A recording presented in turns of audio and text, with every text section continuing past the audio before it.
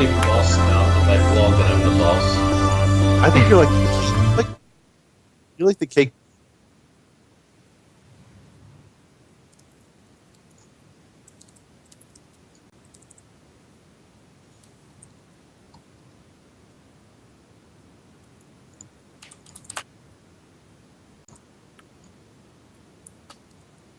Not much. Good evening.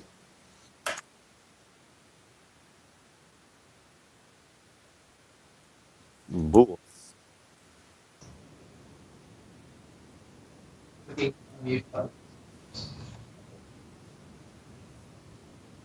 Not much, just Myron as usual.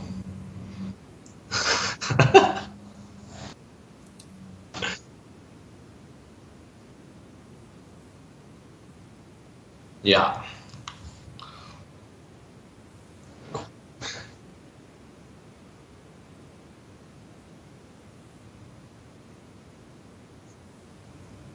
Your geography is horrible.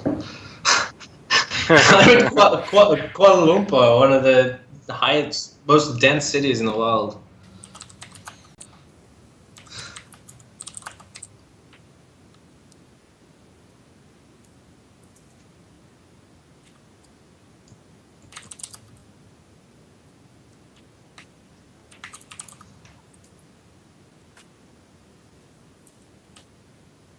Hey, Chan, I'm here. I'm getting messages saying, "ChanmanV, you're muted."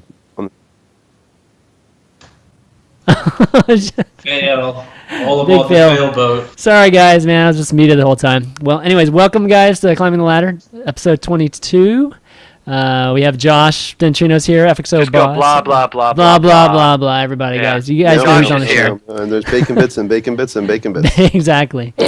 But let's just jump right in. Let's just do the first topic, misconceptions. And, Look at myself now. Josh, you have any misconceptions you want to talk about? All right, I'm back. Sorry. So we're going to talk about some misconceptions, and we were just talking about one right. offline, so... All right. The first misconception that we were talking about is getting a job in esports. And I want to let Mark start with this because he seemed pretty riled up about it to start with. So, Mark, tell us what you think about getting a job in esports.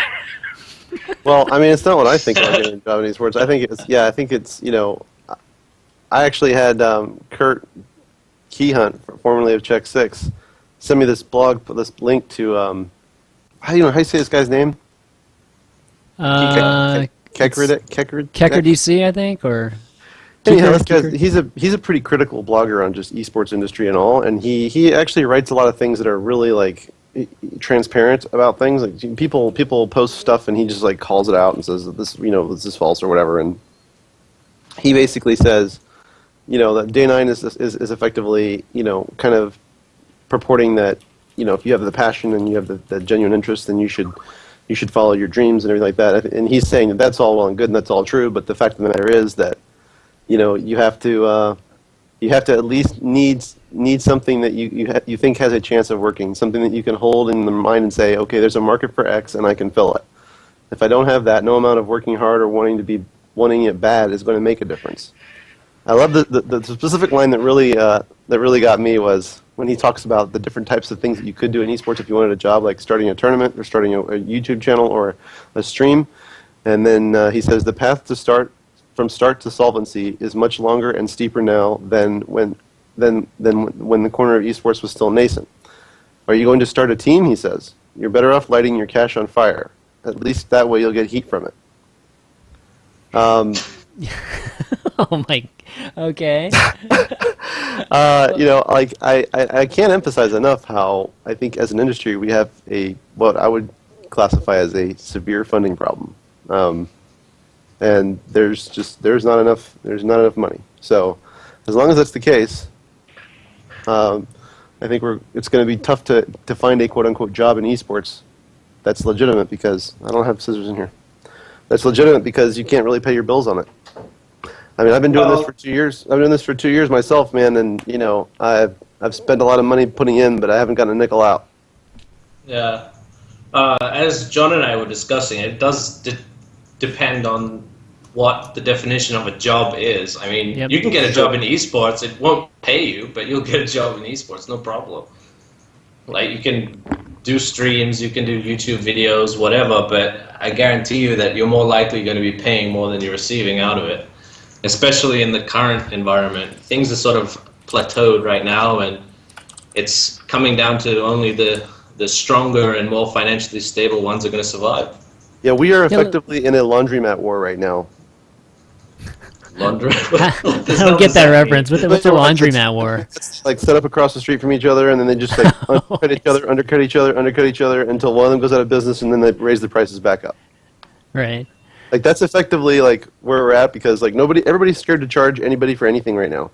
Like, teams can't even monetize HD content whatsoever. Like, we should be able to, but we really can't. We can only monetize it passively through ad sales. We can't actually monetize it actively with the fan base that we're delivering the entertainment value to directly. Like, those people are actually those are our customers, right? And we're producing something for them that they enjoy as an entertainment value. And yet, everybody's terrified right now of charging for that, much less trying to charge industry-wide. But unfortunately, that's probably what has to happen at some level. These fans that we're out there that we're serving, eventually we have to get money from them. That's just like to operate. It didn't help that when that model was presented to the community, at least to the Starcraft 2 community for the first time, in the form of pay-per-view from MLG, it was done in such a. I have to be careful about how I say this. Initially, it was the first offering was kind of shady how they did it, and the gold members didn't get this, and then they scaled it back, and he wouldn't budge on the price and everything, and I think the price was too high to begin with. I think that really kind of set us back, and I said this before, I think that may have set us back a couple of steps as we were moving forward to being able to do that. It's not that we shouldn't get there, but instead of taking one step forward and that's it, we took one step forward and then all of a sudden, boom, two backwards, and so we're kind of starting over again a little bit, trying to convince the community that paying for good quality or good production is worth it, and it's what we have to have moving forward in order to continue to generate revenue. Actually, the author of this blog is just messaged me on Skype saying that he's watching the stream. So maybe we can actually get him. Maybe we can get him to come on later during the Q&A. Yeah, definitely. Yeah, I mean. Let's clarify one thing, because obviously I think this discussion has a lot to do with the Day 9 blog, that all about getting a job in esports, and him talking about if you have enough passion, you can get it. You can basically work hard enough, you can get a job, and a job, like you said, Josh, a job can be various things. I mean, I think, Mark, a lot of your statements, and John too, I mean, a lot of that has to do with doing something huge in esports, right? Like being a huge player in esports or a big personality in esports, and that is very, very hard to do, I agree.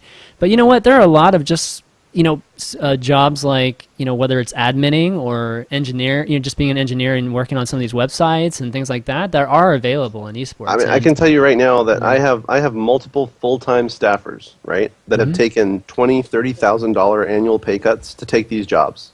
Yep. and they love it. They're doing it because it's what they want to do, and they want to see it through. That's why And- there's still it's 90% volunteer, because most people in this industry do it because they love to do it. Right. There And are like, few and that we're, do it and we're just breaking for money. ourselves. We are breaking ourselves to pay these guys a living wage. Yeah, Yep. and I have a guy opposite me right now who does 6 people's job just to make enough money to pay his bills in esports. Like, I couldn't justify a full-time salary for a guy to do 1 job, so he has to do 6 jobs. Oh man. Like, literally, we're here from 9 or 10 a.m., and we leave at 10, 11 p.m. Yep, I have like 3 of those, and I know exactly what you're talking about. Because and they're buried. They work 60, 70-hour weeks. Yeah. For them. And there are people I mean, that is do it- that don't get paid a dime either. So Yeah, here, Yeah, they- Yep. So here's the question: is it worth it to do that? I mean, we can talk about passion, we can talk about loving being in this industry, but in the end, will these people actually be gaining anything for slaving and sweating the way that they are right now? Maybe I can jump in on that one. Okay, so I've been doing this for 10 years, and I slaved for 6 of those years where, well, I've been doing it for 12 actually, but for the first 6, I didn't get paid a dime. It was kind of cool. Occasionally they'd invite me to a live event, and I thought, oh man, this is great. I'm living it now. And, then I'd fork out $200 over the weekend just to buy food. But, yeah, I did all of it because I loved it. I love sports, and I love stats, and I love running events and promoting things and marketing and stuff. So I did all of it because I really, really enjoyed it, and I love playing. And then somebody asked me, to do it and get paid to do it, and I thought, well, this is great, but that doesn't happen. It's very rare that does happen. But along the way, what it did, it opened doors for other opportunities for me, and I learned a lot. Just by trial and error and doing a lot of different things, and believe it or not, it is something that I can put down on a resume. In fact, I put together my resume, and I did show it to another opportunity, and they looked at it, and they had a bunch of questions about what's this esports stuff. But they saw everything that involved that I was doing on a daily basis. Now I may not have gone to school for it, or it may not be very glamorous, but these are all things that can translate into the real world. And so there are some benefits, for doing it, but don't get into this if you're in it just for the money. Yeah, I think that's a good point. That's a good point, and I also think too that like you mentioned, John, you kind of self-taught a lot of this stuff, right? Mm. But I don't know what kind of industry experience you might be bringing in from the outside as well. But I know that our Starcraft manager, our player manager, he worked PR for firms like Google and Apple and Intel for 8 or 10 years before coming into esports. I think that we get so many applicants every day who want to come work in the organization. And it's clear that we're definitely looking for people who have, mainstream industry experience to bring to bear on the problems in this industry. I think that's so important. While there is the folks that have grown up on the inside, like you, John, I also think there's a need to bring in people from the outside who have demonstrated capabilities in their own areas of specialty. Well, and fresh eyes too, because we get stuck into this. I don't know if it's a rut, but we continue to push forward doing things the way we've always thought to do them, i.e. putting media ahead of everything else, and then boom, it all falls apart. So it's nice to have people, coming in from the outside and looking at it with fresh eyes and seeing, new opportunities and new ways of maybe possibly creating revenue. That's what we need, revenue. What I see for someone who wants to enter esports is to use it for their resume, because right now one of the hottest things in most businesses, including finance, is social media. And the one thing that drives esports is social media. If you can prove that you can build a social media network, it's very good for the real world. You can get a very good job with that at the moment right now. So if I was to enter into esports with no experience at all, I would enter from a social media standpoint. Yeah, I would try to build someone's social media network and use it as my portfolio to present to other businesses. That's absolutely true.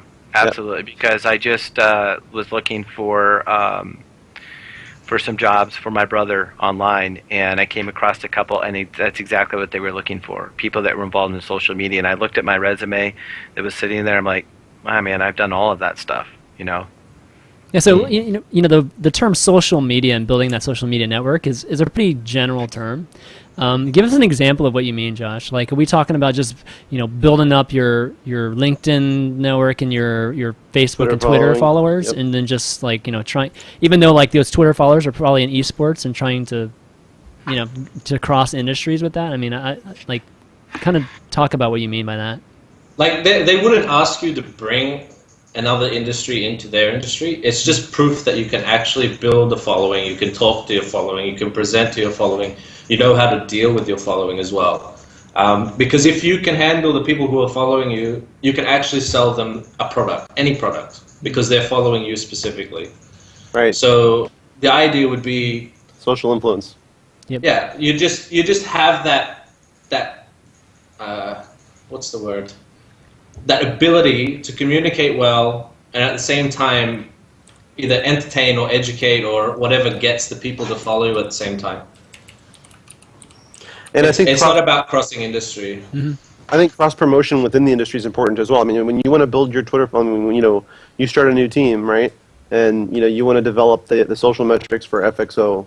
You need to basically cross promote. You need to make relationships with other people who are influential in the space, who have large followings, who are going to mention you, who are going to tweet at you, who are going to interact with you in the social space and on those mediums in a way that allows other people who are interested in the things that you are doing to become aware of you and feel that you're relevant enough to follow themselves. So I think that whole organic growth thing, I mean, from a social, like, sponsorship, even to a certain degree, it's all about the properties, because what the sponsors are looking at is they're looking at these properties, and the metrics that the properties provide is two things: reach and engagement.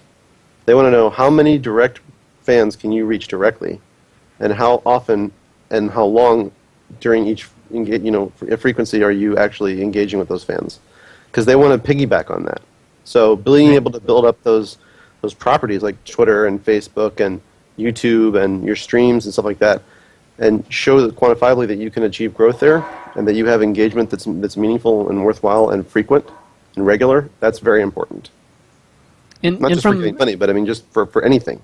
and from a team standpoint, I mean, the properties that you're talking about are more, I mean, it's more players, right? I mean, we are talking about the social networking properties, but it's really the players and what they bring, right? More so than, because I don't think the team... The players are a talent pool. So when we look at the players, we look at each player as an individual property. And then, of course, they have their own sub-properties on each of these different networks, for example. But, I mean, the team properties are also important because they provide you a way to aggregate the fan bases of those other sub-properties. And eventually, over time, the team creates its own legitimacy as a brand. And that's when you start to see things like, FX Open, right? What does that mean, right? I mean, the branding of FX Open from an esports team perspective is very similar in vein and purpose to the branding of FX Open as a foreign exchange and everything else. So it's the bull, it's the image, and that image is driven home throughout everything that they're doing. Does that make sense? Yep. So like there's a great amount of ubiquity from a brand presentation perspective that's provided there. So they want to try to aggregate all their players, everybody that they've ever had. They want to try to bring all those bases together underneath their properties, and that's kind of how they grow that. I mean, that's what you have to do. So those properties are important, even though our main Twitter may have 11K and our players may have like 30, it doesn't make it less important. Right. I'm just hoping to get 1K at some point. I'm almost 2. Woo! I'm getting close to 2 too. Also. And I will say something about that social media thing. So, I've been doing this a long time, and I was just kind of doing my thing, and I had a certain way at which to do things, and it was never important for me to be, in the public eye by any means. Actually, I mean, you can look up pictures from years ago. I mean, you won't find them. When I used to work at GGL or did things for ESWC, you just won't. But it was actually Chris here that that told me that it's very important that I have a Twitter account, because I was like, whatever, it's not that big of a deal. But it most certainly is, especially if your business is creating business. Right. Exactly. Because that's like sending a text to 2,000 people or 11,000 people and saying, hey, I'm heading down to the bar tonight. Does anyone want to come? You're going to get some people that are going to come down to the bar with you. You're going to get your drinks free, and you're going to sell the bar out. I mean, it's business. So. Not with 1,000 Twitter followers. No, how small dive. Yeah, it's what's really one thing to mention too is that on top of that point is that today it's before with Twitter it's like you had to be at a PC or you had to be at a website to actually be able to see the tweets, right? I mean, we were still using the Twitter platform, so it's not like just because you're following the person you just automatically know. But these days with the mobile Twitter app, I mean everybody's getting those tweets like constantly during the day, so it really is almost like everybody is getting. It's like over 40% of all the Twitter traffic right now in our target demographic, 18 to 34 years of age, it's all mobile. Yep.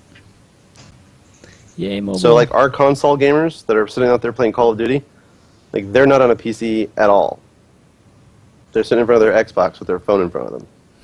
Right, nice. Looking nice. Team Scrim, hit me up. I have a question for Mark and John. Facebook versus Twitter for esports coverage. Completely different. Which is better? Completely different. There's not a better or worse because they're completely different mediums. Yeah. That's a good question because that came up the very first time CSN started pumping everything out, and the question was asked. I think it may have been on a show actually, and that question was asked. Because this was before pages, basically, even. That question was asked, every time I make a tweet, it goes to my Facebook. I did eventually remove that because most of my friends don't give two shits about gaming, but, but Facebook is very, very different, like Mark said, but I think it serves its own place in getting the voice out. What is going on? I'm usually the one doing funny shit. I'm just mocking Mark. No, dude, my daughter's coming in here. It's and kids, she's like, man. Yeah, it's kids, dude. I think that the main difference that I can see is pretty much this. Twitter is a platform through which you can direct traffic. You can put traffic on a target through Twitter. You can put traffic on a target through Facebook, but it's not best used that way. Facebook is far better used as a place to land traffic. Does that make sense? Because they can share, they can comment, they can do a lot more. There's a lot more interactivity to it. And because when somebody is Facebooking a piece of content, that's its actual home, it's living on Facebook, then all those people commenting and all that like organic, share interaction that's built into that platform, it's all centered around the content, not the directive action itself. Whereas in Twitter, the content is really vacant almost. It's 140 characters. So it's always directing you somewhere else for the content. Usually off of Twitter.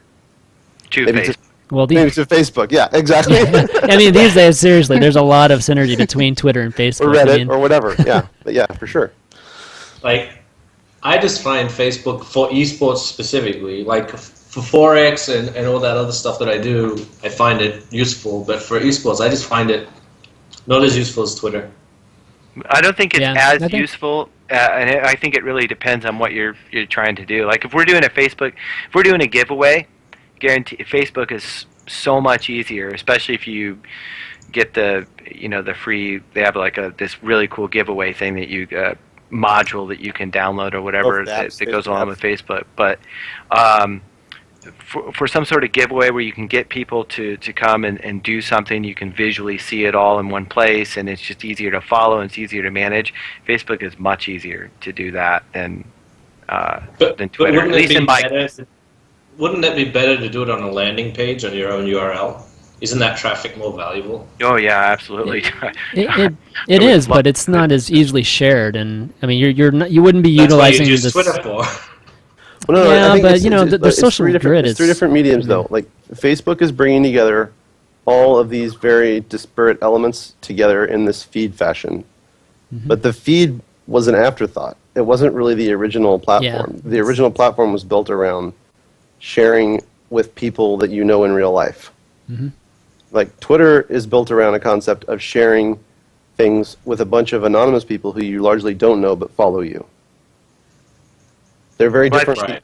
I think what Josh's point was, and it's a good point, except for because in my case, my website requires a login. I mean, it requires you to create a user profile, which would be great if I could get all of the Twitter followers to then come to our website and go through the cumbersome process of creating that user profile, and then doing something, some sort of action that we want. So I think just to avoid that whole cumbersome thing, and we would just send them to Facebook because, how many millions of people have Facebook? It's just easier to do it that way. But I agree with you. I would much prefer to have them come to our URL directly and interact there, and then hopefully stick around for a while and see everything else that we have going on. I think that's in your case, and that's definitely true. I think in our case, our fans don't interact with one another on our website. They come to our website to get information about our teams and players and articles from a content perspective. I definitely like the fact that when we post certain types of content on Facebook, it creates this big interaction, almost like a mixture between the article content that we post to our website and like a Reddit thread, all happening within one integrated medium. And everybody already has authenticated access to it.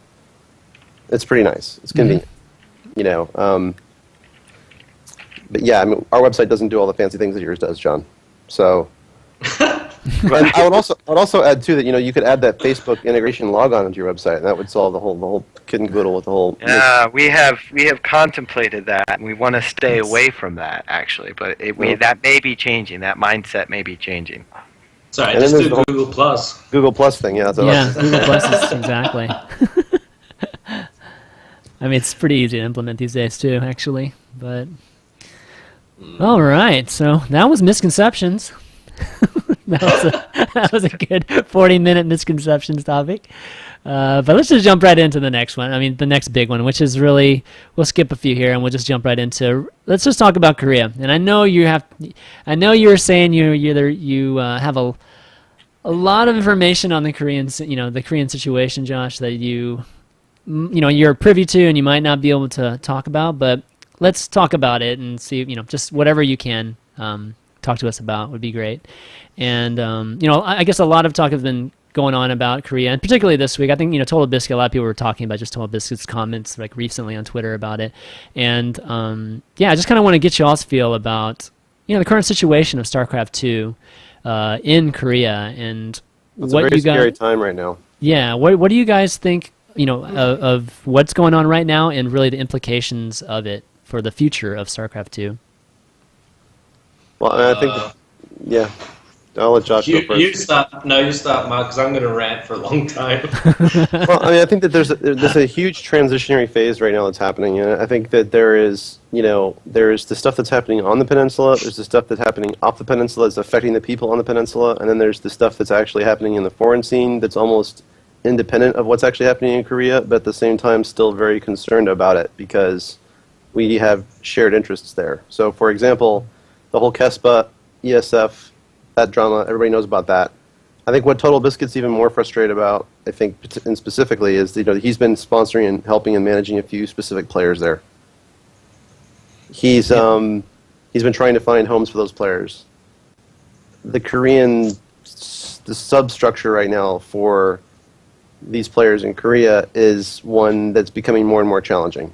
And the net effect of that is that effectively there's a lot of really damn good StarCraft 2 players right now in Korea that just aren't being supported right now.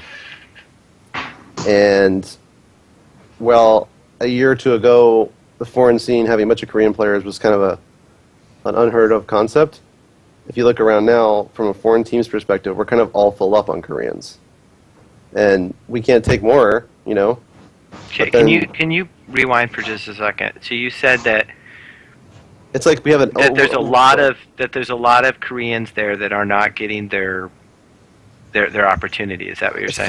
It's kind of like in the U.S. Like when teams consolidate, you end up with a bunch of people who weren't getting paid salary and who were, hopefuls that were in the pro spotlight, maybe marginally, ending up having to go back to school and do life. Whereas in Korea, you end up with a bunch of people who don't have food to eat or a place to live. And I think you're going a little bit extreme right now.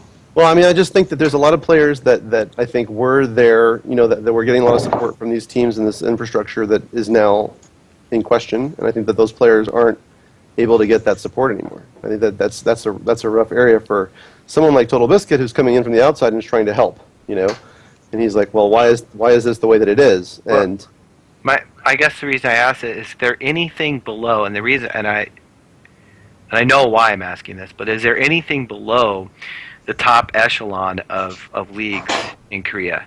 Is there any structure below the almighty major esports structure that they have? Is there anything under that's holding the table up? Well, there's two different... That these players can fall down to, that they can then fall down to and find a way to get back up there. The clan system, basically. There's clans and teams are completely separate in Korea, unlike in the foreign space. Yep. There's you can be in a clan and then also be on Slayers. There's no lower level tournaments. There's no online tournaments. It's just not existent. It's like ESV and that sort of stuff, but it's not something that's going to support you. Okay. The problem with Korea is that their mentality is still from the peak of Brood War. Mm-hmm. Yep. So, there was a document on Reddit yesterday or the day before that emphasized what Brood War was in Korea. There was 9 million peak active players from Korea at one stage, which is probably more than Starcraft 2 has completely right now. So at that time, there was a lot of money going around. Even the B teams, some players might have gotten paid. I don't know. But the life was pretty comfortable other than the hard practice schedule. So now these players are on A teams and they're wondering, where's the money? Well, you joined a game that's not as big as Brood War was at its peak. That's where the money is. It's not as big. When it gets bigger, then maybe the money will come. And when you're saying it's not as big, are we talking about just the sponsors haven't come yet? No, there's just not as many people watching it. Brood War was enormous. It has 120,000 live viewers showed up to an event. Tell me which StarCraft 2 event had 120,000 people, which was only StarCraft 2. Let's talk about that difference. Obviously the games are different, and all of us purists that know Brood War and know StarCraft 2, we know the differences, and we know, the beauty of Brood War and just how it displayed, I guess that elite talent. So why hasn't it switched over? I guess that's the question. The game looks better. It's more aesthetically pleasing. From that standpoint, you'd think it would be more, more TV friendly and that sort of thing. So why hasn't the public just, now that Brood War is, sunsetting, I would say, why aren't they adopting? That's one way to put it. Competition. It comes down to competition now. You have League of Legends, Dota, CS, you have everything. Yeah. Everyone wants to be the next big esport, so everyone's spread out. Mm-hmm. And now you have a situation where you have the choice of paying $60 for a game or trying a game for free. Yeah. So maybe you get hooked on the game that's free, even though you might have enjoyed the $60 game. You get hooked on the game that's free, and it spreads the community out. StarCraft 2 players are fanatical gamers. Mm-hmm. The majority of them are fanatical. And you can see it. You look at the Reddit posts and everything, people are pretty superior thinking in the sense that they think they're superior to League of Legends or whatnot. But the truth is, we're all just gamers, and the worst part of it is that because all these games are free, Dota 2 is supposed to be free. I haven't kept up to date with that. Yeah. StarCraft 2 is going to just sort of get pushed to the side in terms of numbers. Because who wants to spend $60 on a game when you can play a game for free? Yeah, it's already starting to happen, I feel like. Obviously the WCS kind of that 100,000 mark. I feel like that 100,000 mark is like the threshold at this point. If you can clear that 100,000 mark, then you've kind of made news, I guess. And it's from a high standpoint. It's a successful tournament or event, right? And Dota 2 and the League have been doing that pretty consistently. Dota 2 not so much. Only the international, really. Yeah, that's true. Yeah, just the international. I've actually been quite surprised that Dota 2 hasn't picked up traction the way that Dota did. But it seems to be now starting to kick off. And I thought that Heart of the Swarm, the beta, would probably revive Starcraft 2 a little bit, but I haven't really seen that happen yet. And I'm hoping and praying that it does happen.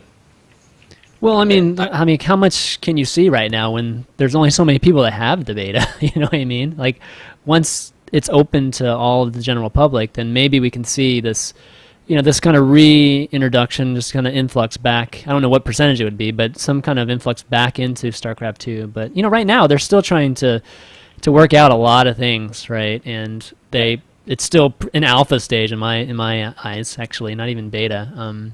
Well, the way I see it is, if you have something that everyone doesn't have, there should be more viewers on your stream.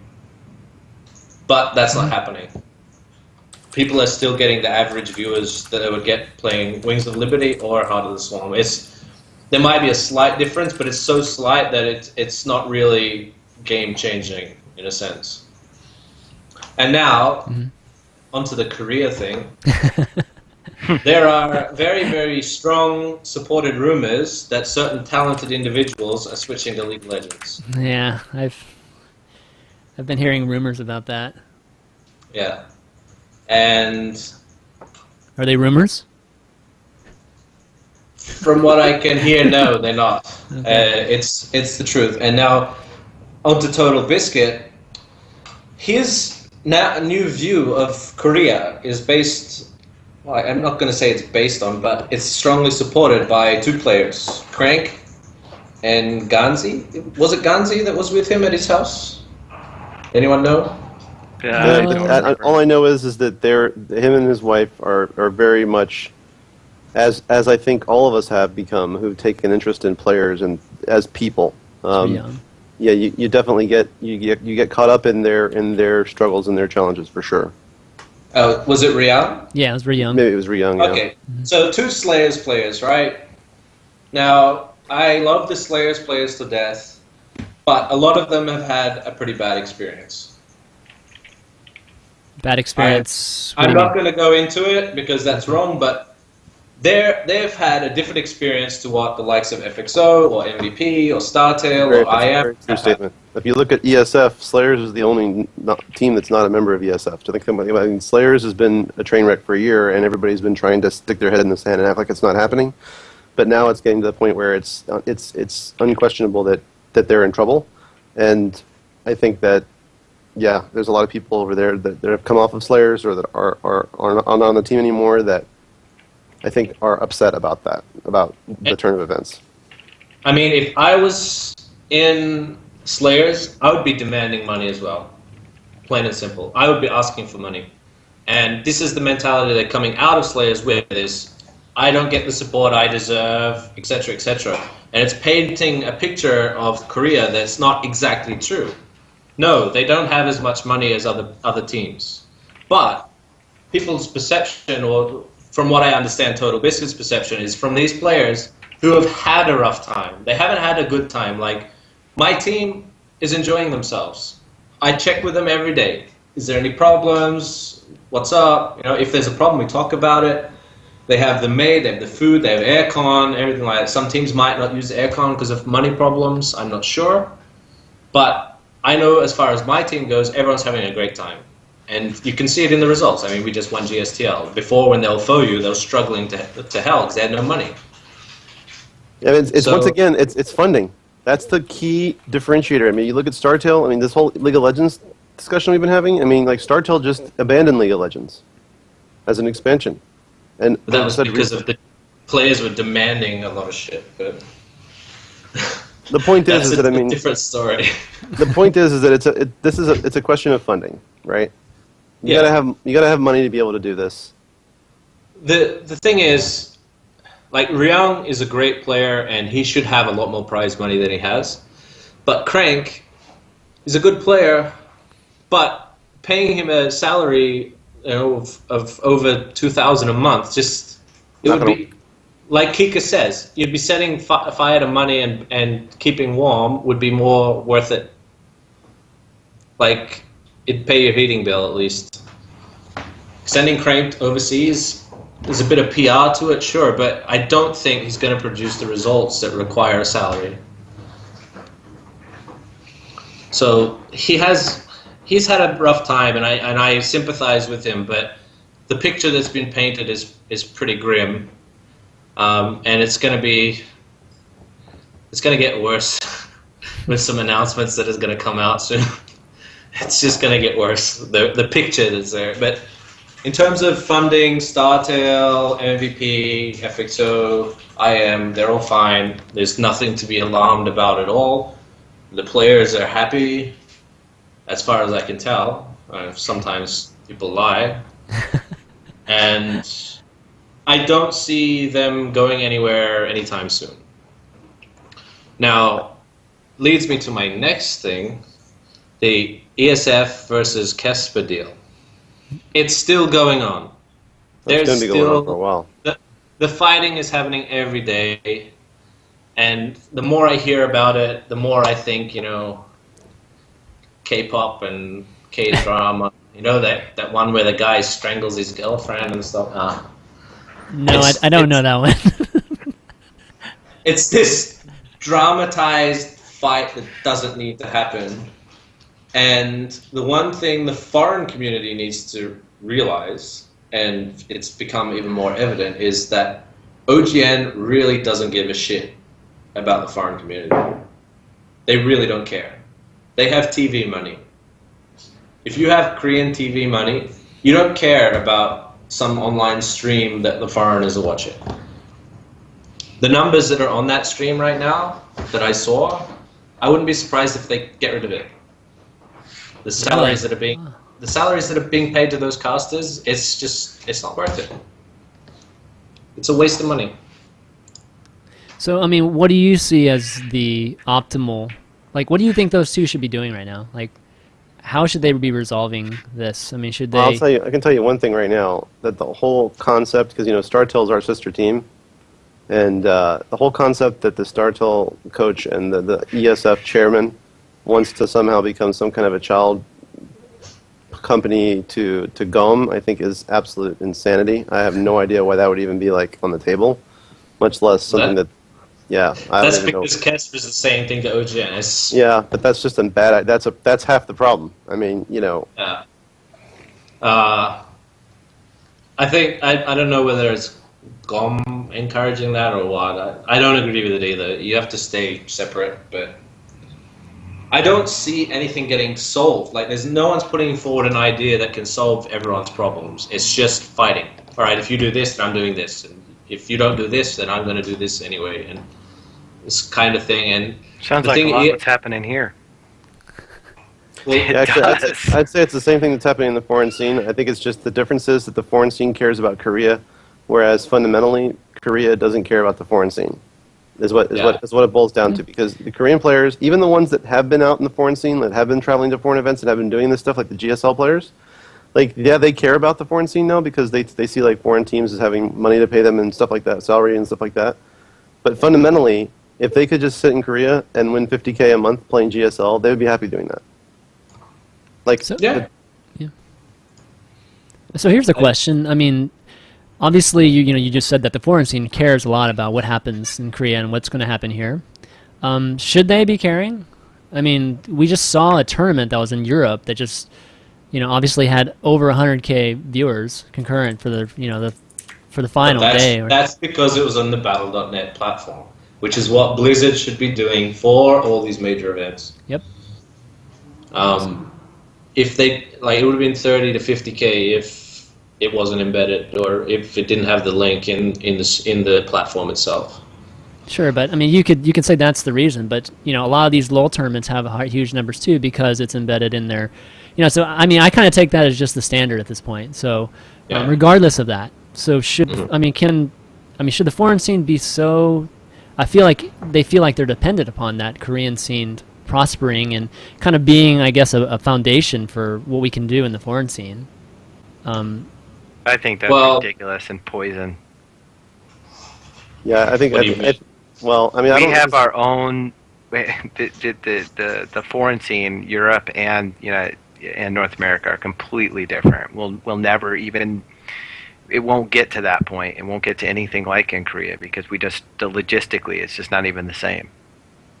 Well, I think to a certain degree. Look, I think that if you look at the foreign scene, it's dominated by there's a couple different archetypes, right? There's the leagues that are all looking at this right now, and they're all like, shit. We sold this thing to our investors like we were going to be the dominant thing in North America, and now it's clearly evident that our event horizon on recapitalizing on that is not going to happen. Like, we're losing that dominant market position every day. So, and the teams are too powerful in the foreign scene. So, the more independent the teams are and the more that they can do their own events and generate their own traffic and all this kind of stuff, then the leagues can't license them, and the whole thing just starts to kind of fly out of control. But the fundamental factors financially are the same across the entire industry. We can't monetize the shit that we're selling that's of value. We can't get money for it. That's the problem right now.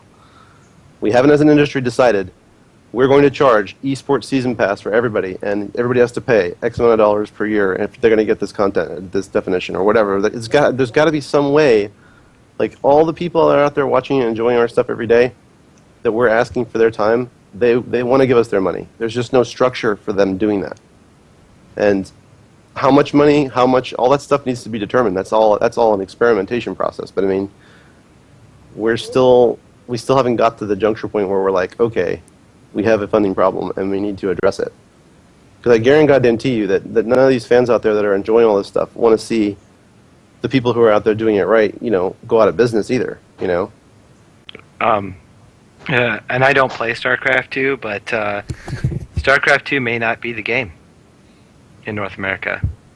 The numbers have gone down, or at least they're stagnant. And maybe, I mean, the conversation that we have on this show, 95% of the time is about Starcraft 2. And, people that do know me know I don't play Starcraft 2, but that's not why I'm on the show. I look at things, I guess, on the whole, because I run an online gaming organization that does live events and stuff. So I see it slightly different, but it's very possible. We haven't ran a Starcraft 2 event. CSN hasn't ran a Starcraft 2 event in probably 2 months. We'd love to, I guess, but it's either saturated with a bunch of little stuff going on, or the big guys have eaten up every day that it's just not worth it for us, or it's not worth it because the numbers don't justify it. I'm just how much of it is it because Blizzard's still charging $60 for the game? I mean, because a lot of people have this interpretation that StarCraft 2 it's kind of like the fine wine of esports, right? Like the game itself is very sophisticated, right? And it's not something it's not easy to. I mean, it's easy to kind of. I mean, the casters do a great job of explaining it, and dumbing it down, but it still takes a level of competency to really enjoy it. Where in League of Legends, you can you don't have to be super good. You could be a casual player and totally, and maybe grasp what's going on in the game more. I think I addressed this in one of my interviews a while ago. It comes down to the value of the person that you're selling as well. I value one StarCraft fan as 3 free-to-play game fans. Yeah, I do too. Maybe more. Money value. Yeah, because of the $60 they spend on the game. You can actually sell them a product a lot easier than someone who's playing free-to-play. Mm-hmm. But that volume is changing in the sense that the 3-to-1 is actually happening. There's going to be 3 League of Legends players to 1 StarCraft player. So what Blizzard needs to do is either make Heart of the Swarm free to play, which is not going to happen, or make it extremely cheap and go on the strength in numbers side of things. If it's $10, it's like CS:GO. CS:GO is what, $15? And I know everyone, even Malaysians, are playing it. They bought the game because it's affordable globally. So there's going to be a huge audience for that because it's cheap. So Blizzard needs to stop charging $100 for a game and make it affordable for everyone.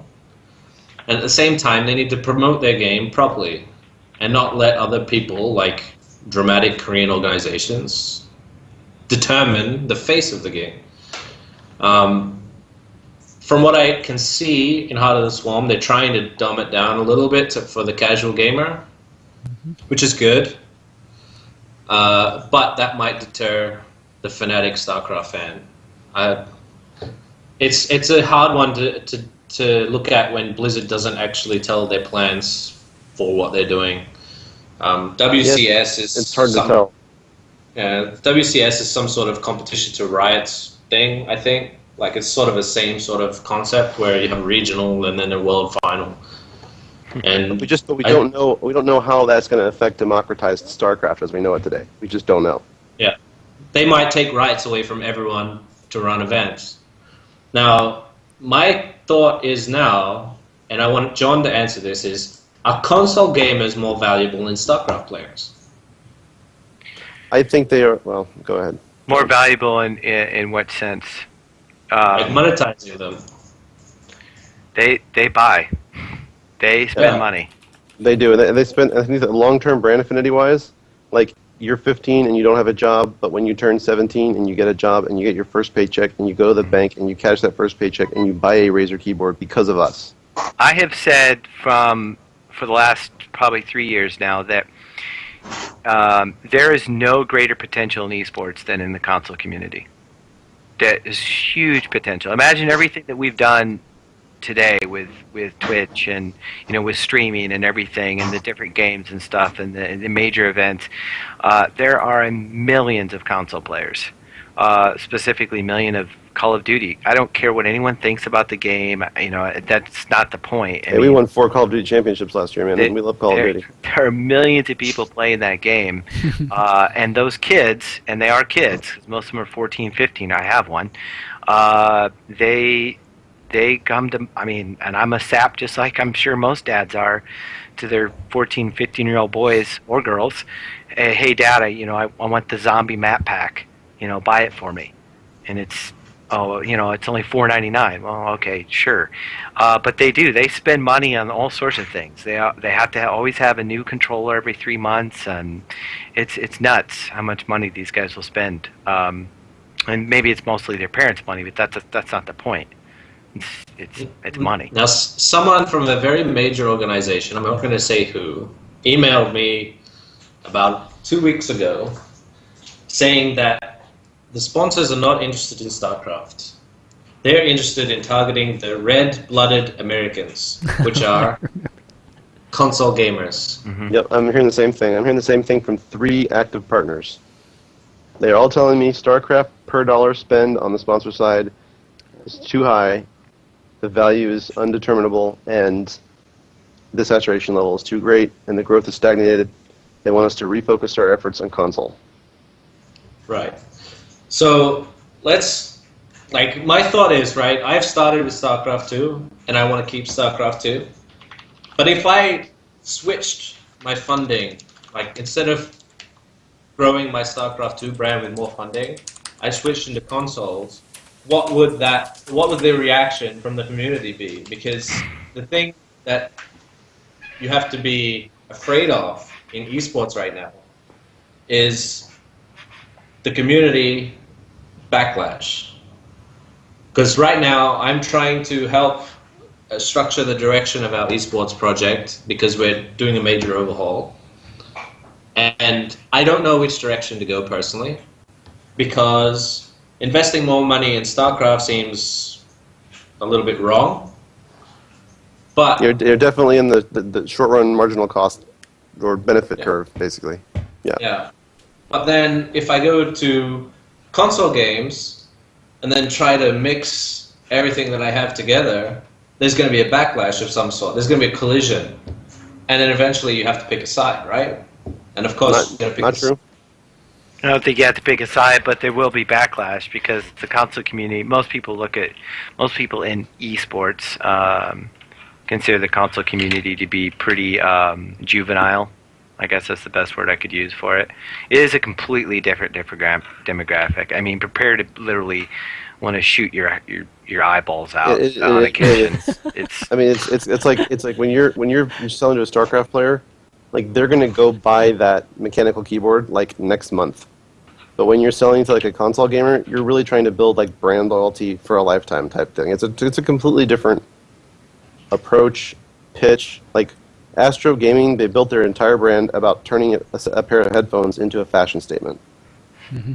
Like that's how they connected with this console world. It's a very. I think the difference between a good pair of audio headsets and Beats. You pay for the name and the fashion that goes with it, and the other you pay for good quality, like Sennheiser or something. You pay for good quality sound. There is a lot of that in the console community. And don't get me wrong, I'm not, and I've said this a million times, I'll say it to the console players themselves, and they know it. It's a completely different demographic, so be prepared. I mean, if that's something that you'd want to do, just be prepared that not just in the business side of things would it be completely different. I wouldn't say completely different because you're a businessman. You understand basic business. It doesn't matter. I mean, there's still parts of it, but the demographic themselves, the people that you have to deal with are completely different, and there's just so they're like Dota players. Yeah, I guess. We ran a Dota tournament this last weekend, and we had very, very good luck. The community was really good, really nice to deal with. And I will say, and I've said this before too, the StarCraft 2 community, as frugal as I think they are sometimes, in really opening their wallets, they are one of the best communities to deal with as far as the players and the people that are involved in it. Yeah, they're the easiest to deal with for sure. Mm-hmm. I play multiple games. I used to play CS in an alright level, but oh god, I know the drama. Yeah, I mean the one thing about console gaming, though, I have to say, and it's like, a little bit to y'all's point about console gaming might be the avenue, that ends up being the big esports, is that all the games that are big, we're talking about like Call of Duty, fighting games, even Madden, even just the EA games, they're all fairly relatable. They're all very easy to understand from the general public. Like, my wife can go sit and understand that, okay, these guys are just shooting each other. It's like a war environment, or it's like, oh, this is a football game. I totally understand this. You know what I mean? And I feel like, that just base level understanding is really the core of, growing viewership and growing just esports in general, right? So, I mean, that's the one thing about StarCraft is like, I mean, it's hard to get somebody that does not know StarCraft to come and watch StarCraft. I mean, no matter how, you hear these stories like, yeah, I just convinced this guy to come watch StarCraft and stuff. I mean, for the most part, it's really hard to get somebody to sit there and watch something that they have, like, no understanding of, right? Mm-hmm. It's a completely different demographic, really. Like, think of it as high school. StarCraft players are likely to be the nerds. Right. I mean, I was a nerd, and I'm a StarCraft player. We all were. I mean, I'm sure. It's so funny that you bring that up, too, Josh. I've actually had this conversation with Chris before. I think that I've wanted to, kind of as a blog or something, is like go to an event, different events, because I was at a Madden event last weekend that I ran in Atlanta, Georgia, so you can picture that if you will. And just take pictures of different gamers from different gaming communities and their clothing and the way their mannerisms and put it all together and just lay them all next to each other and don't put a title over them. I bet you could pick out, sure, fairly well the differences in each demographic. And I think with that being said, that's really, I mean, you have to really understand each of those when you're approaching them from a business side of things. But I just think that it's funny that you brought that up, that they're the nerds of esports. Well, the thing is, everyone owns a console these days. Yeah. Like everyone, the jocks, the nerds, everyone. and it's just more likely to be successful in terms of mass exposure for a console game. Yep. I think you're right. I mean, we started on Battlefield on PlayStation in 2010. That sounds crazy to say, but it's true. I started playing Quake on the Dreamcast. On Dreamcast? Oh my Yeah, goodness. dude, that was the Okay, that best was- system. If you want to have we can have a whole conversation about that sometime. Right. It was way ahead of its time. So, The Master System 2 was the best system. I don't care what you have to say. that's a good. Now, I will say this though: the console space, there's a lot lacking in the professionalism, and basically, we introduced contracts in Call of Duty, Pro Call of Duty here in the States, and it was like there was a huge opposition to that, where contracts exist in every other esport, in the PC side for many years now. Now, a year and a half, 2 years later, contracts are the standard in console Call of Duty as well, and they've been adopted across the board. So I mean, it's one of those things where I think that the console space, boss, you'd have to realize that you're going into unknown territory, and that the kids and the cats in that neighborhood act a little different than the one that you're used to. Yep. And it's just a different type of drama and persona. It's not any better or worse. It's just different, and actually you really learn to appreciate it for what it is. I mean, I love our younger players and all their little drama and the little fights that they get into and stuff like that. It's compared to having a diva-ish, diva-esque Starcraft pro or whatever who's demanding business class and everything. It's just different, dude. It's just different. Wow, demanding business class. All right. But it's easy to spank the kids. It's hard to spank the diva. So John, given that you ran a Madden tournament, right? This, a week ago or whatever it was, kind of want to ask you about that a little bit, because I used to play the Madden Challenge like every year, and I have to say the Madden Challenge was a great experience for me. Like I would go, in Houston, Mark, I'd go like in I forget which mall it was. I think it was the Galleria, and they'd have like the whole tournament set up right in the middle of the Galleria, dude, and everybody would just be standing there. I mean, maybe there's a stool, and you'd just be playing with each other. And yes, the demographic, John, was a heavy, it's heavy One Direction. I won't say what direction it was, but you just saw all these spectators just walk by, and they'd stand, they'd watch, and it's well, like like you said, it's football. It's very easy to follow. When you see two kids or two adults playing and talking trash with each other, or some dad that's like, okay, I'll join the tournament, or something if it's a walk-up tournament, and you just have fun. You can have fun and get your butt kicked, or have fun and do fairly well having not played the game very much. It translates a lot better to the general public than StarCraft 2. If you set both of those up into a mall, in the middle of a mall, you're going to get people that are going to walk by StarCraft 2 and be like, what the heck is this all about? And they're definitely going to stop and look to be interested. And if there's good casters there, that would make a difference maybe. But let's say you didn't have the casters. I mean, it would be very, I would think that you would see it would be much harder to translate. I really like this point. Somebody in chat right here just said something really cool. They said it's a tough space because of the different age groups that play casually. If you had a software company that wanted to target esports, it might be possible. But if the software company is only willing to back a title that's purely built for competitive play, but basically, I completely understand what he's saying, because I think that there's a lot of value in that. I think that the casual gaming community that's out there hammering buttons on their consoles all day, making esports and competitive play relatable to those people is going to be an anchor point for our success long term. Yes, absolutely. And that's why League of Legends is so successful, is because people who play League of Legends casually understand when there's a competitive League of Legends, they understand the context and why it's happening, why it's exciting, and what's happening there. And they also understand, they can instantly identify, wow, this guy is way better than I am. Right now in Pro Call of Duty, the game is so twisted from how casual people play that everybody's using a FAMAS or whatever the whole thing is. It's like really, it's a situation where, these guys have really good shots and they're shooting at shit that you can't see, but you still think, I could take them, I could take them.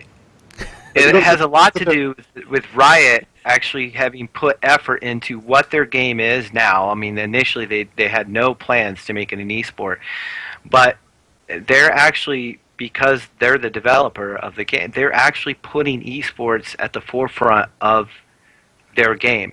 And it's funny that you just brought that up, because a lot of, I'd say, and I'm just throwing a percentage out there as most people do, I'd say 80% of people playing console have no idea what esports is. And of the 20% that are left, 5% actually participate in esports, if that. My son, who's grown up with me, I have pictures of him playing video games as young as 4 years old, and I've been doing this for 12, and he's 14. So he's been growing up with this since he was 2 years old. He knows what Dad does, and he knows that this is my job, that I run tournaments, that I go to live events and things like that, that I waste a lot of time on the computer, as he puts it. And he's a huge console player. But he had never played in a tournament, didn't really understand what competitive gaming was, and he lives it every day with his dad. So imagine the millions of kids out there that are just not getting the word out. And what Riot has done is they've bridged that gap. And yeah, I agree. If we can bridge that gap with the console players more and more, that's why I say there's huge potentials for big things to happen. Because there's the competition at the lower levels. Like, how I got into competitive gaming wasn't around esports at all. It was around game battles, right? It was around, like, really low-level competitive play through online systems. And I think that there's a whole phenomenon of activity happening there where playing a game casually and then getting together as a team and actually taking it seriously, even if that's just once a week on a Tuesday night to play a game battles match with your Battlefield squad, there's a lot of reward, personal satisfaction, and teamwork and team building and everything that comes out of that. That's good stuff that lots of casual gamers could enjoy. And I think that, getting more casual gamers to engage in the competition element that's like just innately natural to all of us, as well as, in many cases, a built-in component of the game in the first place is really critical, I think. Yeah, I don't pick up a game to lose. I don't pick up, I don't even play Bejeweled Blitz on Facebook to lose. I do it to beat DJ Wheat's wife every week, and she kicks my ass every week. But I do it because I'm competitive, and there's I get second place every week, and I cannot freaking beat her. But that, my son, who's 14, he'd never played like competitively, and actually last year we ran a Call of Duty Black Ops tournament, and I said, dude, you're doing this, you're playing, you're getting your buddies, and they're like, oh, this is so cool. So you actually like in a tournament? I'm like, yeah, there's a bracket and everything. So I helped them sign up on our website and everything, and they absolutely loved it. And they're like, when's the next one? When's the next one? So I really think that once you can reach across and just bridge that gap a little bit and bring this is a whole conversation that can go further even, but getting that casual gamer, because there's millions of them, millions of them play Frontierville every day, those are gamers, getting them to understand and see what esports is, the more you do that, the bigger the demographic gets, the bigger the pie gets, and the more we can all get a bigger piece of it. But if we and I hate to say this, but if we just concentrate on StarCraft 2 as our end-all of esports, and God, I and I've said this before, esports did not start with StarCraft 2 by any means, especially not in North America or Europe. If we can get that out of our heads, that StarCraft 2 is all being esports, then I think we'll have a much better chance to move forward. Touching on that now. What was that? What do you think of touching on that now? What do you think of CS:GO? I think it has potential, but it's kind of regurgitating an old game, and I think people want something new. And granted, StarCraft 2 is doing the same thing. It was regurgitating an older version. And every single Call of Duty and Battlefield and yeah, like all the famous games are just regurgitated versions of an old game. Duty regurgitates it every 6 months. Yeah. But I think it has something to do with now how you do it. For instance, what Riot did. I mean, it was not the first free-to-play game by any means, but and it just caught on so big. But they were very quick to pick up on it and find ways to put things in their game, even though it took them forever to get a spectator mode, right? So every game comes out of the box should have a spectator mode. If it doesn't, we should just write it off as an esport. But I think Battlefield 3. Oh wait, Battlefield 3 fail? DICE fail? Okay, there's sorry. Several of them, yeah. There's several of them that are coming out without spectator. It baffles my mind. But anyway, so the new game. So Firefall, it's an FPS, right? But yes. It's trying to do something well, I knew this was rhetorical, sorry. It's trying to do something different in its approach on how it presents itself to the esports world. So I think that that's going to be the key. Yes, one shooter is really not much different than the other shooter, and they're all trying to do something a little different, but I think if you just try to change the game enough, I don't think that's going to do it. And that's why I agree, CSGO is going to have a hard ride because it's almost a true regurgitation. What's really new about it? What's new and exciting about it? In some ways, Graphics. it's worse too. In some ways, it's worse. But Hey. Okay, so my perception is that I want to stay with PC games. And if I had to pick up a new game, which one would you choose? Because I don't want to touch League of Legends, other than events. I wouldn't mind doing League of Legends events. I don't want a League of Legends team. And then the options is Dota 2. yeah, I mean, Dota 2. it's kind of Yeah, and I don't play Dota 2, but I just looking at it from what I see and the people that are coming to us asking us to run tournaments, and we had 78 teams sign up with very little marketing. God, I can't believe I just admitted that. I don't think we did good enough job of getting the word out there. Probably because we were a little scared it was going to get so huge, it'd be unmanageable. But we did end up having 78 teams sign up. It has a lot of the face, as far as the community goes, of League of Legends and the number of teams and the number of players that are willing to get involved. But I think the game itself will lend better to esports. I think the developers will do a good enough job of keeping it relevant for quite some time. So, personally, I would stick with PC because I love PC. But again, I think there's huge potential in console. I'm just not quite sure it's there yet. I think some other things need to happen. I think there needs to be growth. There needs to be like another 2 years of the console community being like, oh, what's esports?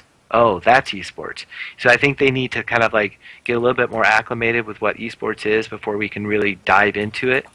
I mean, it's not that it hasn't happened. Obviously, MLG did a great job with Halo, and now the Halo guys are a lot more mature. Because trust me, when I first met them, they were punks, but they're a lot more mature, and it's because of that time. And so maybe that's just what the console community as a whole needs a little bit more. But I would say Dota 2. There's some FPS games that are coming on the horizon that look pretty decent. But then again, I'm biased towards FPS games, so. yeah. I mean, Dota 2 seems like kind of the fine wine of MOBAs too, and obviously Valve has invested in esports or is investing in esports too. So it seems like the one to go. It's a fine wine, so. Yeah, exactly. I mean, all the all the hardcore gamers, they prefer Dota, right, over League or any of the other MOBAs. Well, the beauty of what Valve's done is they've made it possible to monetize through the in-game spectating, isn't that right? Mm-hmm. Yes, yep. that is With the teams, the flags and stuff like that. fantastic Yeah. idea. That is No, cool. you can charge for them to watch in-game. Yeah, if we run a tournament and we set it up on their tournament system, Uh-huh. they actually manage all of that for us, and they charge the viewers to tune in to watch our tournament, and we get a percentage of that money Wait, well, hold on, Wait. man. We can't be talking about charging viewers here, man. We got this yo-yo in the chat here. We gotta be more respectful of this guy here. No, it's Just kidding. true that. Yeah, there's so many things that they're doing that are right that I wish my game Quake had done when they first put their game out that was free to play and had in-game advertising, and it just didn't work at the time. I think we're getting there. I think it's slowly getting to that point where people are starting to see that there are ways at which we can be creative in creating revenue. Yeah, and But again, go ahead. No, go ahead. Finish your point. Well, I was going to say, I just thought of this as we were talking about all these different games, right? Okay, so what's the next big game going to be, and so on, and the regurgitation of different games. And I thought, really, the biggest point we're missing, and this is something I preach on all the time, I know, is that none of it's going to matter if we don't have some sort of structure in place where we build up esports from the bottom up, where we create stars, where we create esports stars, not just you're an FPS star, you're a MOBA star, you're an esports star, you play multiple games, you succeed, or there just needs to be better structure at the bottom. Otherwise, it's literally going to be whatever is hot is going to be the esport of the time. And that's probably going to be the case for the most part. But look how long StarCraft 2 has lasted in Korea, or StarCraft has lasted in Korea. It was because they had structure, and it's happened. It's just continued to be where it's at. Now, obviously, things are falling apart, apparently, and maybe that's because they're taking after us a little bit. I don't know. Getting greedy. I think that there's one word you can use to describe this industry, and that's emaciated. The industry I don't even know what that means. Starving for cash. Starving. Man. Yeah. Starving. And I think that until there's enough money flowing in for everybody to actually not have to decapitate their neighbor in order to survive, that kind of collaboration and cooperation that you're talking about at an industry level is difficult. But I think that we're realizing as an industry that we have to do it. That it's a necessary factor. And I think that's why you're starting to see things like this esports congress, which we don't know if this is going to be a joke or not, or what's going to happen with that. But I'm hopeful that it's going to be positive. Look at Josh laughing. Well, That's hard. I apparently missed my opportunity to go to that. God, I wish I had known about it. I missed my invitation to go to that. But that's okay. Well, they sent an email and said, sorry, it's too late. We'd love to have you here, blah, blah, blah. But I told Alex Garfield I'm confident that he's going to be representing our interests. oh, good God, please. Never But I mean, mind. Who's on the panel here? I'm looking at the panel here. Okay, Alex Lim, David Ting. Though Garfield told me, he said that he thinks it's just going to be a bunch of handshaking right now anyways. He doesn't think it's going to be anything really productively serious because it's just not there yet. It should be there, though. There's too much ego in that group. It's like It shouldn't all be StarCraft in 2, a man. congress. It's not. It hasn't been done in private in a proper manner already. Exactly, That's true. right. So why is Exactly. it being done in public? Very true. It's for Transparency it's a reasons? No, it's a photo op? photo op. It's a Yeah. big jerk off. But it's funny to say that. I really wanted to go, but that was simply to ruffle feathers a little bit because there's a lot of people that never mind. Well, here, you know what, John? The thing is, I really wanted to go because I was worried. Well, I would possibly miss out on something important. But I think that the reality of the situation is that I feel pretty comfortable and confident that I'm not going to miss out on something that's really important, and that the something that's really important is still really going to happen, and it's going to happen the right way, or it's not going to happen at all. In which case, none of this matters. Yeah, but see, the point is that there's a lot of resources at that table that can make things happen. And the problem is if they just sit around and circle jerk all day or throw each other's egos at each other, nothing's going to get done. But they have an opportunity to get something done if they just had the right ideas. If people's intentions were to get something done, it'd be done in private. Yeah, I agree. Yeah. I do agree with that. That's right. If they really wanted to get it done, they would have. They could have done it by now. Yeah. There are a few. There are definitely people in that group that do want to see structure put in place. They do want to see growth. They're not concerned about what's tomorrow's. They're not concerned about the immediate dollar bill that's going to be put in their pocket. They're concerned about how do we grow esports so that down the road we can all make more money. Because if what? The interest. It's public. I mean, it's a like- it's a freaking panel. They're not going to say anything like on any other panel. Look, Well, the that's too bottom line bad. is, They should. here's the bottom line, guys. I hate to say this, but it's just pandering to the fans. The fans, either they don't care, or they don't understand, or they don't want to know the nitty-gritty, dirty business of this business. And honestly, do we really want to go and tell all the fans that everybody's starving for cash? No, that's not what the fans want to hear. They want to hear that Idra's a baller and he's driving a freaking, Bugatti and whatever. I mean, that's what they want, So let them live in their dreamland, But I mean, we can stream this shit all day and put on a show for them, whatever. But the fact of the matter is, we still got to get together somewhere in a closed room and say, okay, guys, how are we going to make this shit work? Okay, I'll You're wait here. for that. I'll wait Yep. for that meeting then. That email. Wait That's for the that. real talk from me right there, son. Gonna get Obama in on this shit. Who? No, Obama. Obama. Obama. Oh my gosh. Yeah. The problem is that people are only willing to help if they maintain control. And maintaining control means you're not helping. Like, why should I have someone else control my team? I control my team. Yeah. Why the hell should Casper control my team? I control my team. My team's fine. It's not where you need to put your hands. And the fact of the matter is, let's be honest here, Josh. You pay for your fucking team. Yeah. You can't get the money from other people. You got to use your own. So as long as it's that way, God damn it, you better have control of that shit, right? That's a choice, but yeah. Yeah, but you know what I'm saying, though. I mean, I'm just being real here. Yeah, if I'm spending money, I do it my way. It's plain and simple. Right.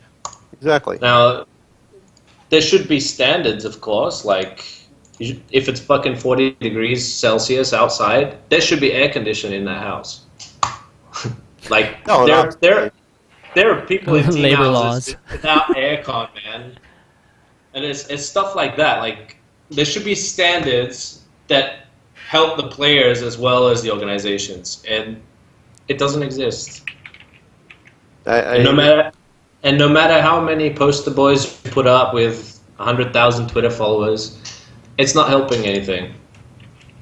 Like I was saying to Chris earlier, who remembers the guy on that billboard? No one. What Unless billboard? it's like an actor. Any billboard. I If know. you see a guy holding like a fucking Big Mac, do you remember who that guy is holding that Big Mac on the billboard? Unless it's an actor or someone who does something else. No. So why do we have poster boys in esports?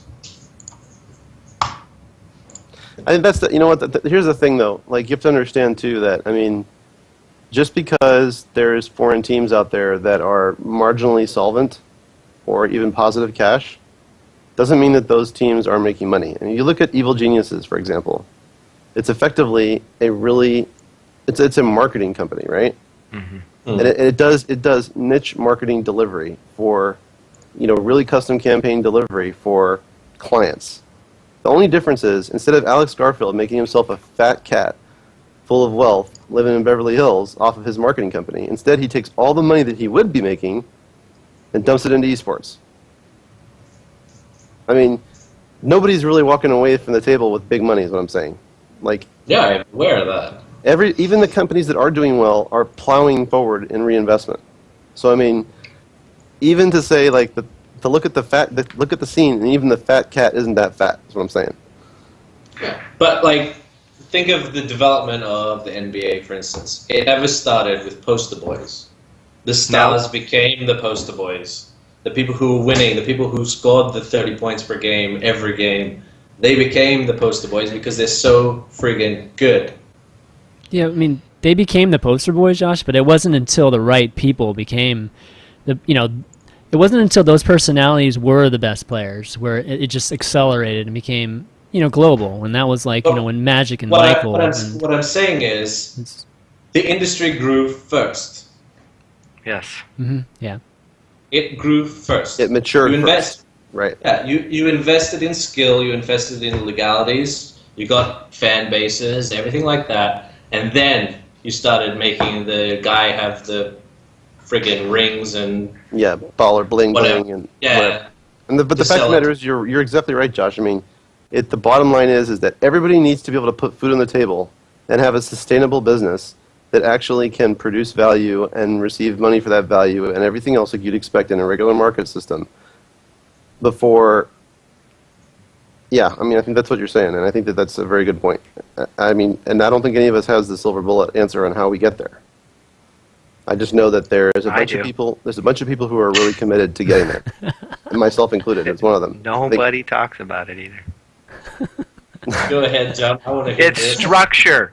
I'm not going to say it anymore. It's structure. You have to have something in place for the table to stand on. There has to be 4 legs.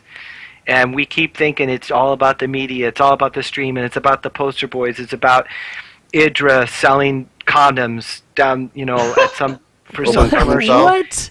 It doesn't matter. When condoms If the NBA would fold. Well, it's about ready to fold. If there weren't kids playing basketball in the streets, if there weren't kids playing basketball at the YMCA, and then in high school and then in college, there would be no NBA. Because after a while, the novelty of the NBA would wear off because there was no new talent. We need structure. If we don't have structure in place, none of what we talk about today will ever matter, and that's why that big circle jerk, although I would have loved to have been part of it because there are a lot of good people there, there are some there that only care about controlling their own future and their own marketing ability and their own ability that's going to bring me $1 tomorrow, and that $1 tomorrow will just set us 2 steps backwards from getting anywhere where we want to be because we have nothing to stand on when it all comes crashing down because we've seen this before. Exactly right. You go to this meeting, wherever there's people there who have the money and there's people there who need the money. And, I mean, I'm just as compelled as anybody else operating a business in this space to try to fund our operations and to grow our business, right? That's what business owners do.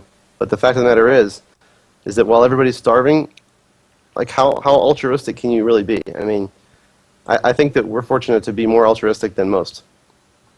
I'm blessed with partners that really see the space through that lens. But I mean, it's not always that easy, Well, I mean, I'm fortunate as well. Our project's funded by a company that's already existing. We don't have to worry about that money. So, but my point of view is there's this, like, it's like this big scrambled up industry where skill hasn't grown but personality has, and entertainment is there but it's not based on skill. And I mean, look at the casters. The casters are getting paid way more than the players for a long time because it was all about personality. But that's because they can. Yeah. They're taking advantage of a situation, and rightly so. That's they can make money out of it. And that's there's somebody just made a point here in the chat as well. EG is great because they're showing esports is marketable and they're showing that content can be produced that's actually valuable to sponsors, right? The thing is, you have to understand about EG. What EG is showing everybody too is that there's more to this business than just operating a team and sending players to events and this kind of stuff. You have to have like true best-in-breed marketing capabilities here. You have to have social promotion capabilities here. You have to have media creation capabilities here in order to survive in this space. You have to be able to provide services that, in net effect, have nothing to do with competing. At the same time, you have to remain competitive. Exactly. Yes. Right. And the reason and people don't realize that coming into the space because honestly, it's not very apparent. It really isn't very apparent. But because you could look at the situation with like an EG from a layman's perspective, and you could assume that a lot of that activation is being done by the partners directly, as it would be in a traditional sports environment. But it's not. It's not being done by third-party firms. It's being done embedded. See my point? No, I understand the structure, but I don't see a future in it. In this structure, I see a future in esports, but I don't see a future in starting with media. Agreed. Or if there is, it needs to be done by the people who do that. Like no, media is good, and I had this conversation in my head the other day. The media is good to have because it does fuel people's interest and it fuels people's awareness of what we're doing. But and I think we talked about it on the last show. Most teams are one sponsor away from not existing. Esports in general is a few sponsors away from not existing, and so all of our focus has been on media. And when that goes away, if that were to go away, and it's happened before, we have nothing to fall back on. And that's why I think if we're putting all of our eggs in that basket, and we drop that basket, it's not going to be good. All right, it's time to take some calls, guys. So let's get some viewer callers. Let's do it, man. Jeez, all right, this is going to be interesting. We got Kurt first. We have Kurt, and then we have Chris. Yep. Holler. Chris is, you know what? And Chris is, I bet you the whole time he's been listening to this shit. Dude, this guy is so smart. He's so tack sharp, and he's like got so many opinions on this stuff. Chris who? Talk about Chris. Who's Chris who? The guy that wrote the blog? The blogger, yeah. Yeah. Oh, okay. Kurt, you there? Hello. What's up, Kurt. man? What's up, guys? You gotta a question? I've got all kinds of shit. Because you guys, the reason I called in, and I was not originally going to call in, but this group just looks like a great group to just rant with, and that's what I love. I love it. But yeah, I've got a few questions. I want to get your guys' opinions. Have you seen the IPL North American GSL poll thingy mabob? Whatever it is. Do you know what I'm talking about, John? No, I actually don't. Chris, you don't want to know. Yes. Yeah. It's basically this poll that they've made available to the public, where you can basically, you can vote. It's just to sum it up, it's a popularity contest. It's a popularity contest to see which players go and compete in the. I heard a little bit about it. That poll embodies what I hate about Starcraft right now. Plain and simple. It just does. I mean, you've got Sin in second right now, who I haven't heard from in months. Scarlett's doing well, which I think is fantastic. She deserves it, but there's so many people that, like, Hawk has less than 1% of a vote. Oh yeah, no. Dude, and Hawk is the best American Zerg right now, and nobody even knows that he exists. Yeah. It's hilarious, dude. The guy is freaking 3-0ing everybody. Yeah, I mean, fucking Sasquatch. Sasquatch isn't even on the list.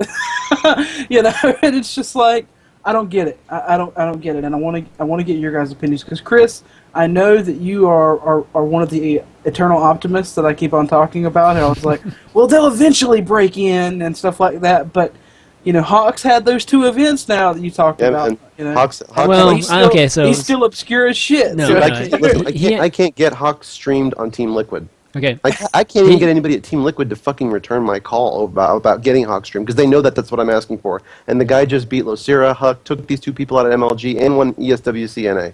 Okay, so you're right that it was, I have this two event rule where breakthrough, two breakthroughs in a row, it constitutes a breakthrough in the community, or 2 wins in a row, whatever. But you know what? Nobody saw that ESCW. Nobody saw that event in Seattle.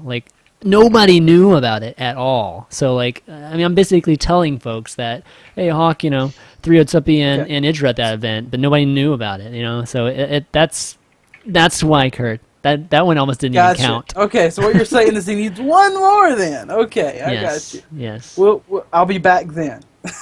Okay. But no, I have another question. I want to talk to you guys. I came in a little late, but I just want to get your opinions on what you think LOL is doing. I have my own opinion. You mean Riot? Riot, yeah. Season 3? What do you think they're doing, especially with pertaining to Season 3, and how do you see that affecting the leagues? That's the only really thing I'm worried about in that sense, is how I see it pertaining to the leagues. I think they're creating structure. Yes. They are creating structure, I agree with that. They're creating structure. They're getting a little ahead of themselves in some of the things that they're wanting to do. I agree too, and I think that they discount. I don't want to say that. That's unfair. I think that they are overestimating their ability to manage a bunch of young folks. I don't think they're going to have to. I don't know, man. I mean, free money. I mean, the bottom line is that there's a bunch of people here who have made tending the lives and woes of young folks for almost next to no return value a lifestyle. And rather than leverage all those folks, they're going to go on their own. I think that part doesn't really make much sense to me. But I mean, haven't they tried to leverage those folks? Well, I don't really know. Let's be honest. I don't know. They haven't approached us. So I mean, I don't know. Yeah. So well, I have a little bit of an opinion on this. I'm not fully educated on what they're doing, but from what I saw, LoL became a clusterfuck like StarCraft did when it got saturated with events and teams and all that type of thing. And I think they're just trying to separate the professional leagues from the amateur ones and to keep it a little bit separate, because with that clusterfuck, you can't really structure anything. Mm-hmm. When you have 100 leagues a day and you have everyone trying to cash in on the quick boom of League of Legends, they're just trying to keep it alive long term. And I think it's the right thing to do. How they're doing it, I'm not 100% sure how they're doing it, so I can't pass judgment on that. but they obviously have a shitload of money, so good for them. I agree with what you're saying, Josh, and I think that's what their intentions are. I don't think they have enough experience at the top to handle that. I think they're probably a little over their heads, and again, their concentration is on the top teams. Although it does appear that they're trying to do some sort of tiered level, which would be great if that's what they do. My only fear is, as an organizer, is that other organizers, like more of the, like the YMCA's. It's like if you know what the YMCA is, but it's just a little community place to go play a competitive game. Those still need to be in place, and if Riot includes them and makes them part of this structure, then it's perfect. But my understanding is that a lot of these people that have been running League of Legends tournaments better than maybe Riot could run them will just get completely shut out because we don't have the resources, we can't compete, and they'll just basically tell us, no, you can't. That's why I'm not in LOL. I'm not in LOL because it's a whole bunch of soft money. These people are making all this passive revenue off streams, and there's just nothing there. I mean, there's not. I mean, you can't engage these folks. They're not professional. They don't care what you have to say, and they don't want your help. I agree with that. Yeah. I mean, we know what we're doing. We know what we're doing. We know how to help you. We can help. Create success. They feel like because they've already got the money, they don't need your help. So I think that's a problem that Riot is going to have no matter what. No matter what, because we try to avoid people who look at us just purely as a paycheck in the first place. I think the entire industry, anybody who's been here for any length of time and knows what the fuck they're doing, does that. Yeah, I completely agree with that problem that they're going to have. All right, last question. This is kind of a quick one, but I was going over the other day, and some of you guys are aware that when Check 6 disbanded, we released the Check 6 proposal on the executives. Yep. And I thought about as to why the reasoning behind those not being released publicly by teams that are still alive. And just listen to me out for a second, because when Check 6 was a team, we didn't want to release ours either. I put that thing under lock and key. I barely sent it to companies I didn't know. But that being said, now getting a little hindsight, I do wonder why they're not being released. Because I've seen a bunch of the proposals from almost all of the major proposals from the major teams in North America, and there's really nothing that they need to hide. There's nothing that anyone with a little bit of common sense and a little bit of research couldn't find out. So why the secrecy with that? Get undercut. Is it just good? It's just competition. Like if you know exactly what someone's offering, and they're offering it for a certain amount, and you offer the exact same thing in the exact same way for a lower amount, who are they going to go with? But I've never seen a proposal in North America put an amount in their proposal. I've seen plenty of them. I've never seen anyone in North America. Yeah, I'm talking about North American teams. I've seen plenty of them. Yeah, I've never seen an official sort of like cold proposal with an amount in them. So, and that's what I'm talking about. Now I'm not talking about anything you custom tailor make or anything like that. With packages or campaigns or anything. And let's be honest here, man. It's not like there's a whole bunch of people out there who just are, God damn it, we just have this extra money we need to spend sponsoring an esports team right now. I need everybody to tell me, what it is, that's just not the conversation that we're having with folks. I mean, of course not. It's just not. It's just not easy, and if you can get any advantage, why not keep that advantage? You don't need to show your proposal to the world. All right, guys. All right. Thanks, Kurt. All right, Thank you. we're going to pull on Chris. Shettle. What is Shedder? Shedder. He's the guy that wrote the blog that we were talking about when we started off the show. He's written a lot of very provocative blog posts about. Yeah. Definitely. How do you say his handle? Keeker? Keeker, do you see? Keeker? Yeah, Keeker. Hey, evening, gentlemen. Hey, Chris, what's up? Evening.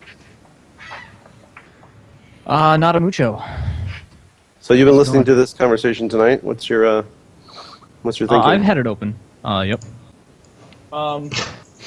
And scribbling things in between Good working stuff. and all that. I think a good entry point for me is something I just saw in the chat. And I'm sorry, I'm gonna tee you up about this, but I think this is the crux of everything that has been discussed over the last 2 hours. The quote is, "Why does it need to be about money?" And the answer is because shit needs to get paid for. Exactly. No such thing as a free lunch. That's the long and the short of it. We can continue to run things in the manner that we are, but until we look at the entire scene and understand that the entire scene runs at a net loss, until we all look at that and admit that and understand that, there's going to be no further progress than the point that we're hitting. We keep hitting this point. We've hit it several times now. This point where we're at right now, where everybody's like, man, this is fucking awesome, and there's so many people watching, and there's so many people playing, and everything just feels so great, and last year there was just so much growth, and okay, so we're here, so now what? And we've had a few different answers to that. None of them have really worked out that well. And so I think that, and everything that I chop into my, poorly written blog is about this, is about what is the core business? What is our product? What is the thing that we can put out into the world that people will pay for? Because until we find that, and I don't think we've found that yet as a collective, as a group, until we find that, there is no way that everyone can survive, and there's no way that we can continue doing things in the way that we are. Yeah, I completely agree. I think it's one of those things where we got, and I think this is a discussion that the industry needs to have at large. I think with the influential players coming together and like, hey guys, what do we want this to be, and what are we going to try to do? And we all need to make a movement together on this, not necessarily in each other's interests, but I mean in unison. Yeah. So that everyone follows the same path, you mean? Right, so that there's like a uniform movement in the space, and it's very clear and evident for the fans and the folks that we're asking for engagement with, what we're asking for, why we're asking for it, all the rest. There's none of this like hand waving, Mm-hmm. Okay. It's a tough. Yeah, because everyone has different points of view on this, and one of my thoughts recently on how to make it work would be to have not single team, but groups of teams run tournaments and split the paychecks in an even manner, no matter what. That's a league. Yeah, that's That's like pretty much what it MLS. That's a league. And I mean, that. I'm sorry to cut you off. That right there is the structure that John has been advocating, pushing, advocating. ranting. Yeah, Me too. begging desperately Like for. MLG is That not a is league. it. MLG is a tournament operator. No, there's only one league in North America, and that's the North American Star yeah, League. NASL is That's the it. only league. That's the only true But it's league. not- Everyone else is gaming organizations, but I guess you know what we're talking about. Like the issue is, it's run by separate organizations, so the money doesn't go to the teams. The money goes to the organization. So the teams, the people who bring the viewers, the people who make things better, aren't receiving the money. And the problem with funding in the beginning is the teams right now. Like you have half of Korea falling apart, and it's Hoso, Slayers. Then you've already had Zenex disappear. Like it's the teams need to see a return on going to the event to provide that exposure for the events. So would like a collaboration of teams creating an event and splitting in an even manner all the income from that create a grounded structure? Like And this with is the a structure. Yeah. Yes, it's Like, very exciting. It's a very exciting topic because I mean, Chris and I have talked about this before, about his modeling based on the MLS, right, Chris? Yes. Yeah, this the thing is that, to me, the core bit that makes any sport go as a business, the core business unit is Team A versus Team B. And that's your product. You sell that to you sell it to spectators, either tickets on the spot, or somehow you charge admission somehow to interested people that want to watch. And you also sell sponsorship to those people that are showing up to watch. So you've got two ways of monetizing that. But that is your product. The home game is the thing that drives every sports team. Is the thing that they derive revenue from. Yeah, but in our case, there is no home game. There's no home game, so we just have to pay out the ass for everything. They say, here's my money. I want to see what's going on in there because I'm interested. And there's nothing in esports that gives that viability to teams. There's nothing that teams have where they so they're missing that, and they're trying to sell sponsorships to an audience that's not really captively theirs. They're sharing it with a bunch of other teams. They're sharing it primarily with the tournaments that they go to, and they're spending tons and tons of money to get to these tournaments. And you might get a payback from that. You might possibly do it. And the thing is like that creates several teams that are success stories, that can do well, that can make ends meet through prize money, and thereby, cementing their position as being able to assert dominance over the scene and continue the whole thing going. But for everybody else, like they're standing alone, basically, amongst every team that has tried to come up against them and eke out a little bit and try to become viable in some way, shape, or form, and fail and fail and fail and fail and fail and fail and fail. And if you look at the entire history of professional sports, that's not how things work. In the entire history of professional sports, you have a group of teams coming together and saying, we're all going to cooperate to create a business because I need all 15 other of you to actually make my business viable. If 8 of you go away, my business is less viable. If I'm only left with 4 other teams to play against, my business is that much less viable because it becomes uninteresting to spectators. There's not as many people watching it. There's not as many people interested in it. It's the way esports has worked to this point has been brazenly capitalist and brazenly adversarial, and I understand the reasons behind that, and that's all well and good. But in the end, if you're trying to create a sports property, especially in the United States, it's not the way to go. Every successful sports league in the States, to this point, is basically a commune of teams. And they're doing business together by, I go to your place, we play a few games, you come to my place, we play a few games, and we all make money. Yep. And I think that's yep. And there's been discussions happening, but they're not fucking streamed esports Congress type discussions. They're like. So here's my idea, right?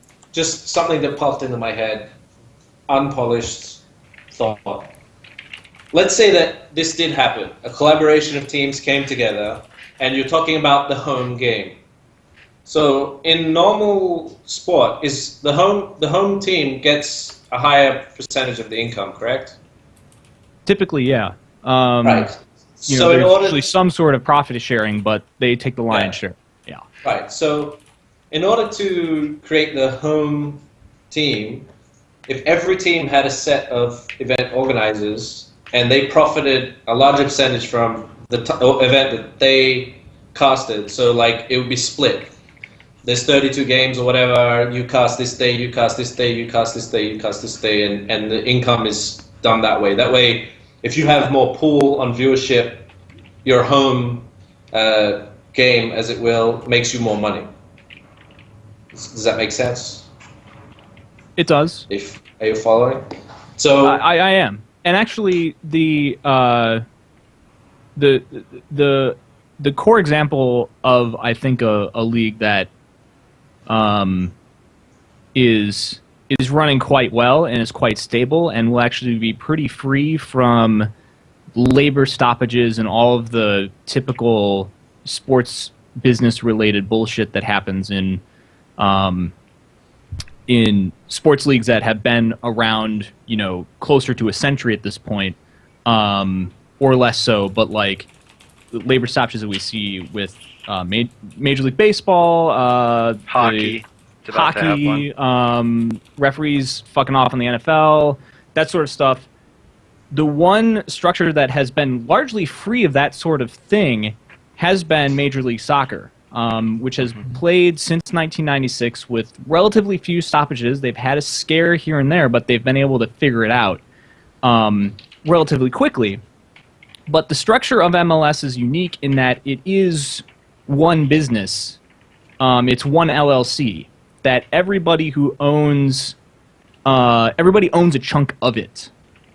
And so the revenue sharing across the league is pretty broad. You get, as a team owner, you don't really own a team, you just own a Class A share, which says you get to operate a team, and then you get a certain cut of whatever comes in at your gate. But I think it's something like you share 40% of what comes in with the entire league. But in the end, it makes the whole league that much more viable, and they've been able to put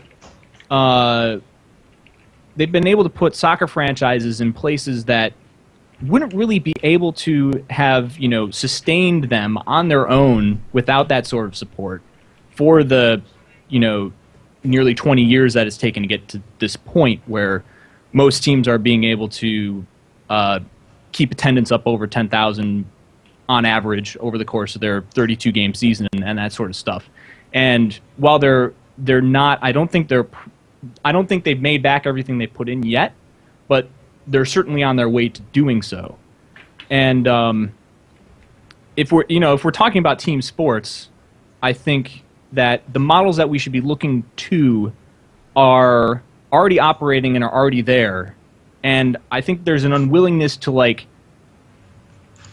the lessons that those, the messy situations that baseball and football and hockey and basketball have all gone through in deciding how we are going to do things and how we are going to structure things or not structure things, as the case may be. See, I mean, all those points that you brought up there, Chris, were really, really great points. But you just brought up one root thing, which could be the issue. And I have two team owners on the show right now, but let's just be frank. I mean, StarCraft 2 right now is an individual sport, right? I mean, I agree with you. We have these teams in place. I completely disagree with that statement. Well, let me just finish. I disagree as well. Let me just finish. Let me just finish. Right? Let me just finish. Go ahead.